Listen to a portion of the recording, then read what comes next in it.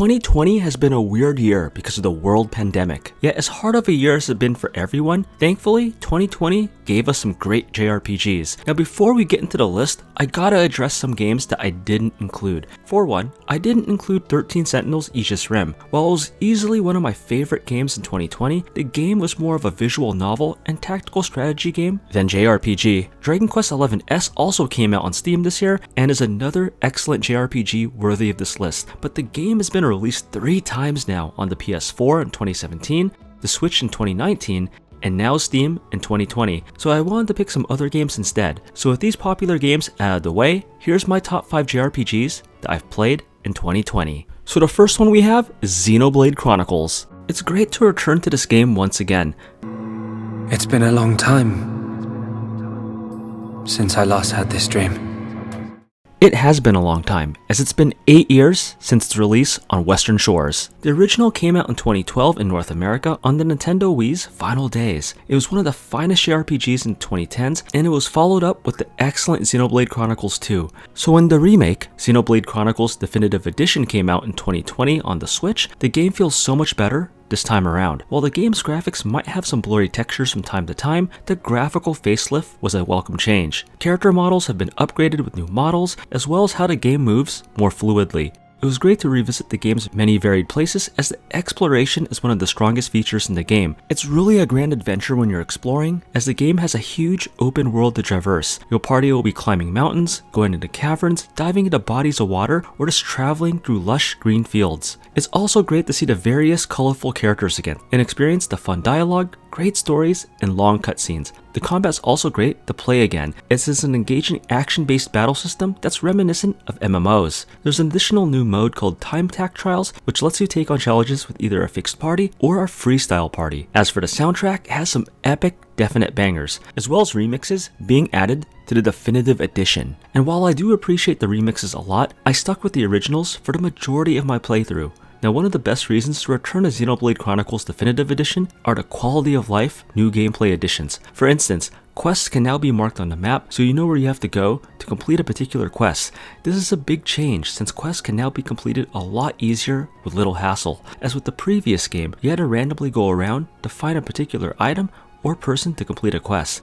Side quests also auto-clear now when you defeat a monster or retrieve the quest item, rather than having to go back to that person that gave the quest. For people that's played the original, this is a very welcome quality of life change that saves so much time and needs to be in more JRPGs. And lastly, adding onto the remaster is an all-new chapter called Future Connected. It takes place a year after the main story as a mini-story, and it's a great addition, adding about 10 more hours of Xenoblade, which is always a good thing. For newcomers that's never played the 2012 classic, there's no better way to get into the Xenoblade series than the Definitive Edition. Trails of Cold Steel 4 is the next game on the list.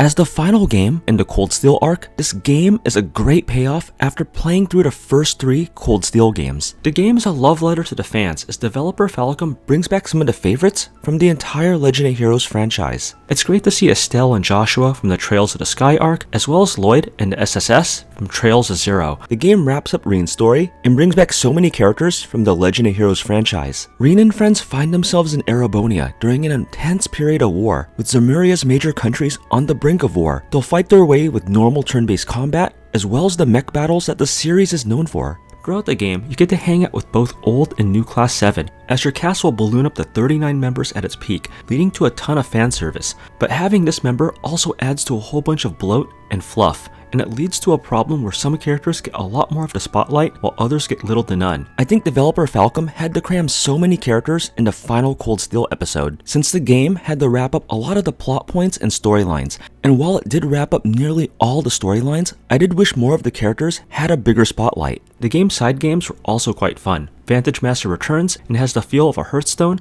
or Legends of Runeterra. The game added more cards, heroes, and could be quite addictive. Pom Pom is another puzzle game that you can play with various characters you meet up in the story, and is reminiscent of puzzle games like Tetris. While the 2 games are optional, completing these 2 mini games has some great rewards. Cold Steel 4 revisits the many places in Erebonia. The various amount of places that you can go shows just how vast the Erebonia kingdom really is. After about 120 plus hours and getting the true ending, Cold Steel 4 is a fitting, well done finale that closes out the Cold Steel arc, as well as Reen's journey as the main focus. And when you watch Cold Steel 4's ending, it's one of the best endings I've seen in recent JRPGs, and made it worth going through the rest of the Cold Steel games. Cold Steel's finale showed the growing popularity of Falcom's JRPG series, as in the past 2 years, the Legend of Heroes franchise has welcomed a slew of new players, including myself, who was just introduced to the series 7 months ago. I can say that the Legend of Heroes franchise is here to stay. Now, for us Western fans, the wait is on for Hajimari no Kiseki. Next, we have Yakuza Like a Dragon.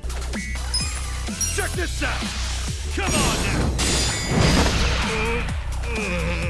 Known as Yakuza 7 in Japan, the game serves as a new beginning for the famed series, especially for newcomers, as it features a slew of new changes, the biggest change being new protagonist Ichiban Kasuga. There were some Yakuza fans that were skeptical of this new protagonist change, since series legend Kiryu Kazuma is a well-liked character that carried the franchise, yet Ichiban holds his own just fine. Ichiban is so likable and like a dragon that I found myself caring about him right away. He's a mostly happy-go-lucky guy that's positive, talkative, and embraces the hero role, quite literally, as he frequently mentions his favorite game, Dragon Quest, which also happens to be about being a hero. It's a definite change to play from the more stoic and quiet Kiryu to the more outgoing and positive Ichiban, but it's one that I welcome, as his character fits into Like a Dragon so well. But the protagonist switch wasn't the only major change in Like a Dragon. The combat changed from a street action brawler to a full-blown turn-based JRPG, and I have to say, the new combat system works so well. It's well paced, having teammates in combat is a fresh new change, and the combat is just fun to play. Like a Dragon also has many mini-games, from can collecting, which is quite fun, and found myself sinking a good amount of time,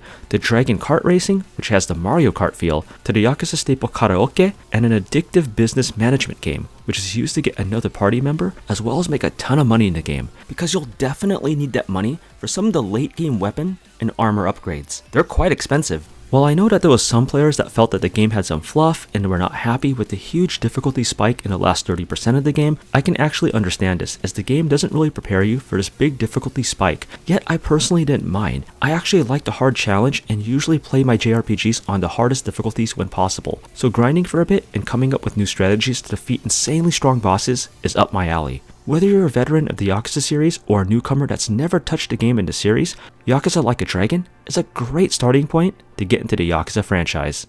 Now let's talk about one of the most anticipated and hyped JRPGs in the last several years, and a game that the hype is well deserved, Final Fantasy VII Remake.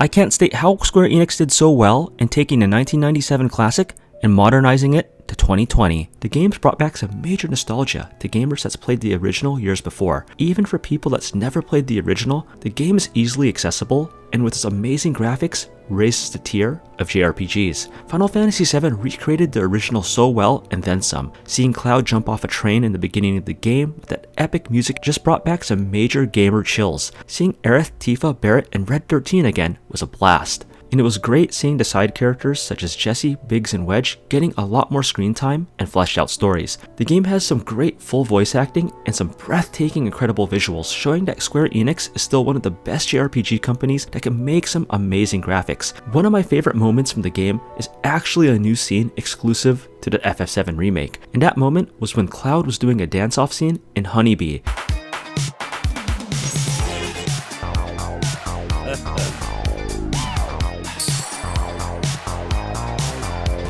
This is reminiscent of rhythm games, where you had to hit the buttons at the right time while you see the dancing in the background with some banging music hitting your ears. I really love the scene, especially with Aerith cheering on Cloud's dancing, as Cloud isn't the most outgoing guy. There's also some motorcycle chase scenes that were also in the original that were a blast to play. These side minigames made the remake stand out, and I hope the second episode of FF7 Remake has more of them coming. From all this, Midgar is a totally new experience, as the city represented the first 5 or 6 hours in the 1997 classic.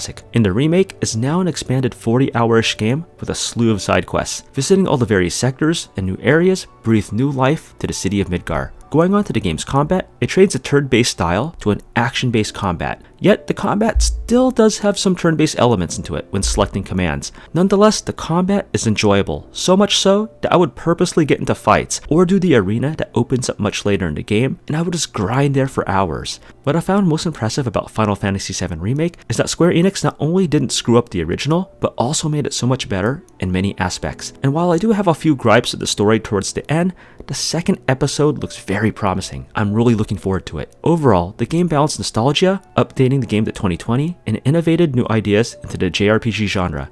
My number one JRPG this year has to be Persona 5 Royal. It's showtime! A gift as beautiful as you! Gorgeous! From the engaging storyline, the incredible characters, the addictive music, and the sleek art style, the game is the total JRPG package. Having beat the original 3 times myself, I dedicated another 140 plus hours into Persona 5 Royal, finishing nearly every side quest and Confidant Link on my first run. I didn't think it was possible, but Atlus made one of the best JRPGs of this decade even better. While some might say that it's just a glorified DLC that adds an additional 30 hours in the 3rd semester, the game's many new additions adds a whole new experience to the original. The changes to P5 Royal are many, as there's over 20 that I noticed in this game. The additions to Kasumi and Dr. Maruki alone change the entire story and meaning of the game. Both characters are very likable, relatable, and play a big part of Persona 5 Royal's story. For people that's played the original back in 2017, you'll be surprised by the new changes as it adds so much. You might notice the cleaned up dialogue, the new voiceovers, or the graphic portraits while playing. To Persona 5 veterans, it's really like getting a new experience playing this game. Outside the main game, I spent a lot of time in a new Thieves' Den. I sunk more hours than I cared to admit in the minigame Tycoon. It's an addictive card game that you can play with your fellow Phantom Thief members, and another fun way to hang out with your party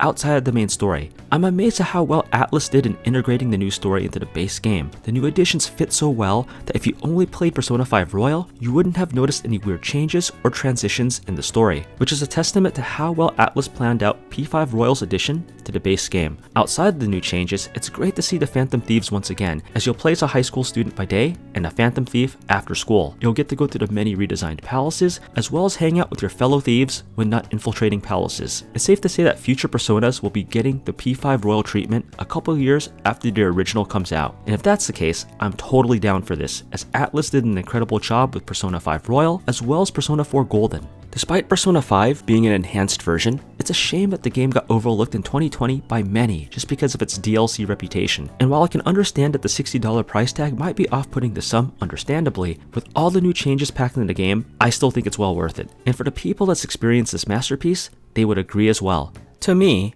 I would say that Persona 5 Royal is one of the finest JRPGs in this decade, if not, of all time.